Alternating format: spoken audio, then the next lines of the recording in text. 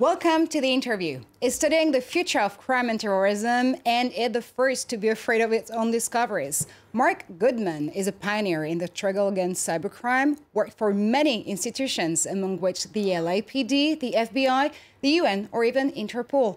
He's now running the Future Crimes Institute in Silicon Valley, and he published a breakthrough book about it.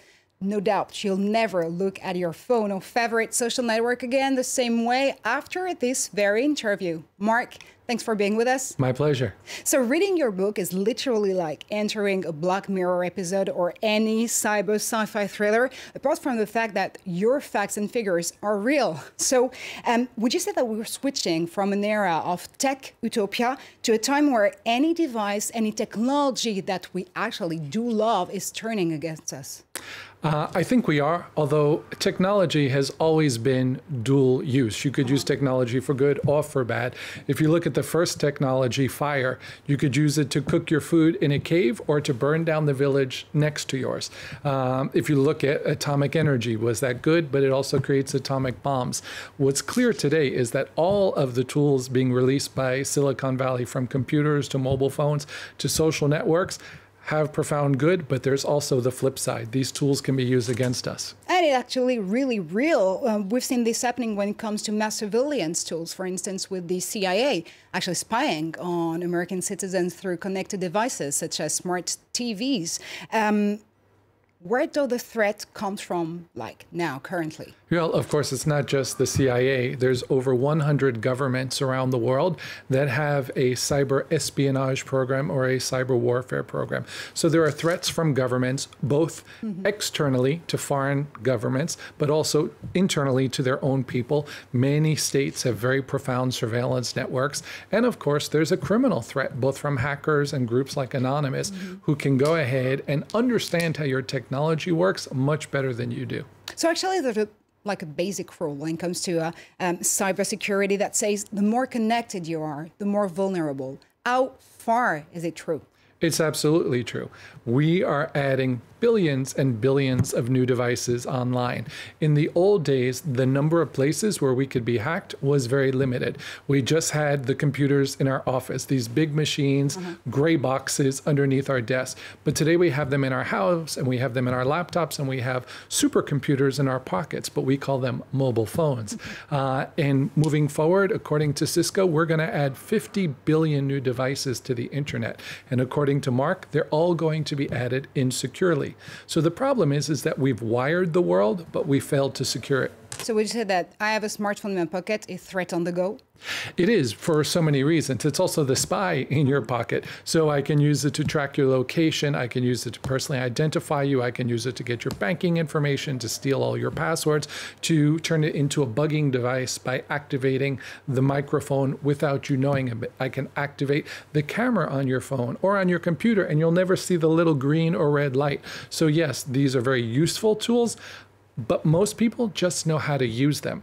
The people who know how to program them, they have all the power. So I say in the book that there's two types of people in the world: those who code and those who get coded.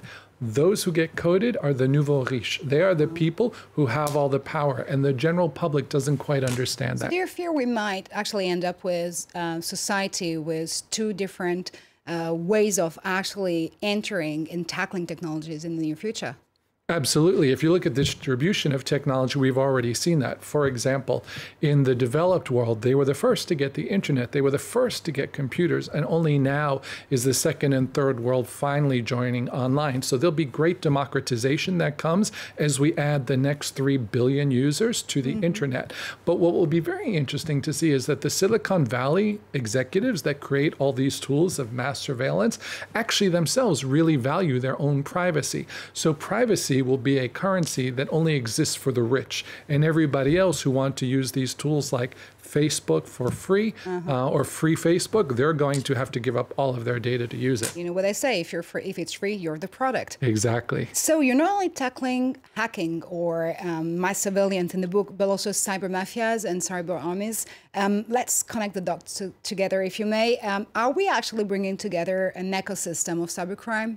Well, absolutely. There's an ecosystem of technological vulnerability. It's the common thread that runs through society. So once you bring the electric smart thermostat into your house, or the smart vacuum cleaner, or the smart car, you are now connected. And that means anybody can take advantage of it. Organized crime groups can use it to steal your passwords and get into your bank account. State actors can use it to steal classified information and to launch a cyber attack. Let's focus, if you may, for a quick second on the buzzword of the moment, AI, artificial intelligence. Elon Musk himself is currently playing the Cassandras of AI, and he's fearing that AI could actually lead to Third World War. Is Skynet for tomorrow? Well, it's interesting. I think in the book, in the movie where they first discussed Skynet, I think it actually became active in 2012. So theoretically, according to the movie, Skynet is already active. Elon Musk certainly is not alone. A lot of very smart people, including Stephen Hawking and Bill Gates, both have said that they have profound fears about artificial intelligence. For the general public, they should know that there's two types of artificial intelligence.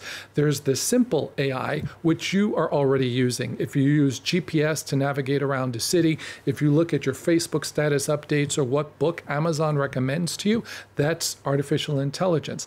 But the thing that Stephen Hawking and Elon Musk are worried about is what's called artificial general intelligence.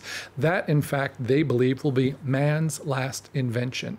Because once we create that, this will be the AI that runs the world. And it will have powers to do anything that it wants. And in a world where every physical object is connected and there are 100 cameras every meter, then everything becomes seeable and knowable. And we don't know what that future will look like. Well, actually, apart from AI, there are also, and which leads us really easily to the word of robotics. And the European Parliament is actually currently trying to set a piece of regulation or legislation where they are going to tackle the rights of robots. Do we have to fear any, threat on this field?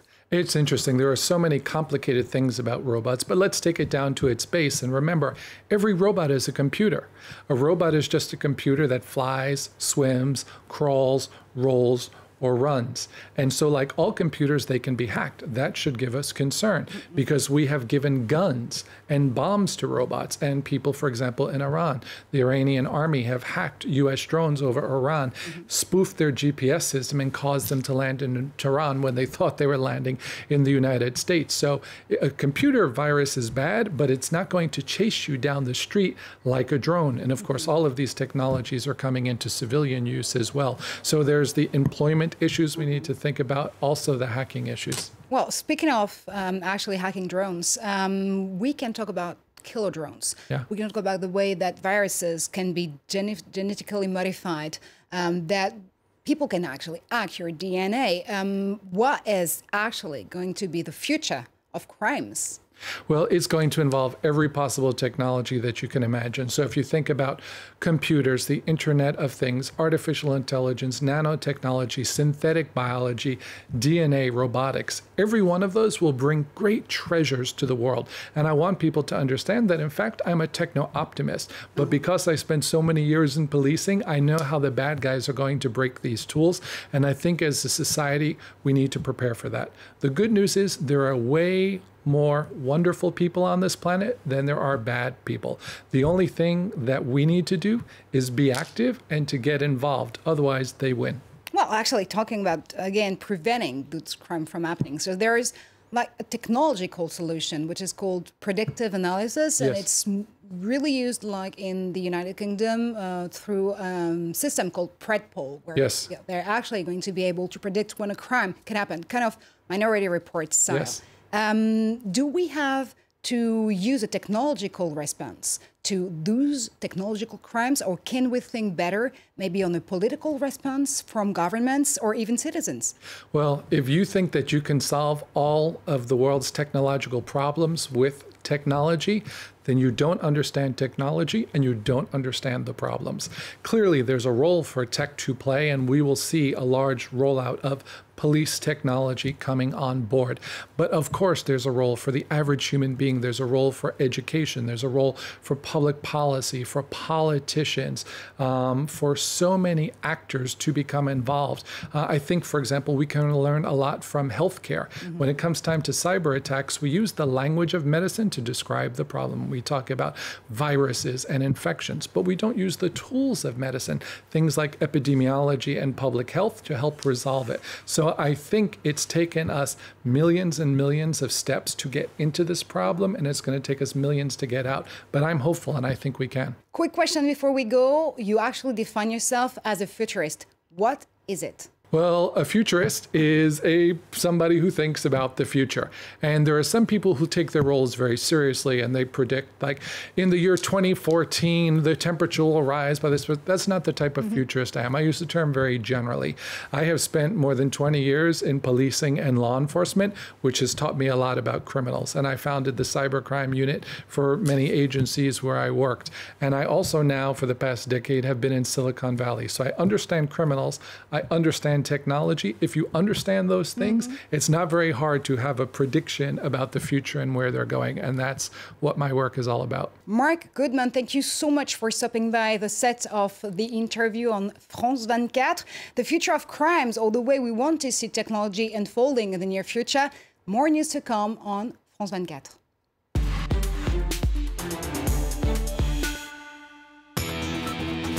Revisited, presented by Stuart Norval. May 30th, 1967. General Ojukwu proclaims the breakaway Republic of Biafra, sparking a civil war with former homeland Nigeria. Some 2 to 3 million deaths and images of emaciated children seen around the world bring about the first ever right to intervene on humanitarian grounds. The Republic of Biafra finally surrenders in 1970, with its population starving and armies in disarray. The war still haunts today. France 24 met inhabitants striving to rebuild their lives amid strewn landmines across its territory. Revisited on France 24 and France24.com.